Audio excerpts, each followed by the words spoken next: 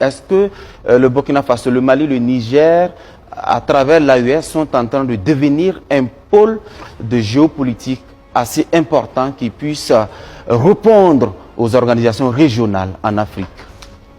Vous faites bien de dire que c'est en train de devenir, parce que c'est une marche, c'est un processus.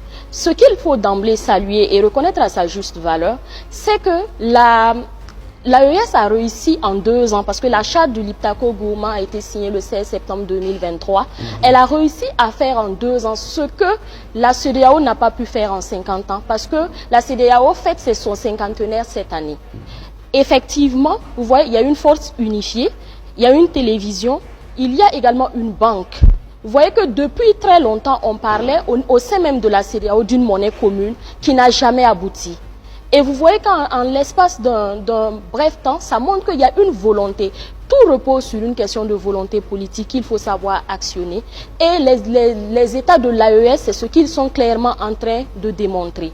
Maintenant, il faut aussi travailler justement, ce sont de bonnes bases, mais il faut travailler à les pérenniser dans le temps pour que ces institutions et ces mécanismes qui sont en train d'être mis en œuvre puissent surpasser leur père fondateur. Parce que c'est à ce moment-là qu'on dira que l'institution a vraiment pris du poids. Parce que vous voyez qu'il y a des institutions qui se créent. Je prendrai par exemple l'exemple de la CENSAD avec Muammar Kadhafi. Vous voyez que ça a eu de la difficulté à survivre à son initiateur.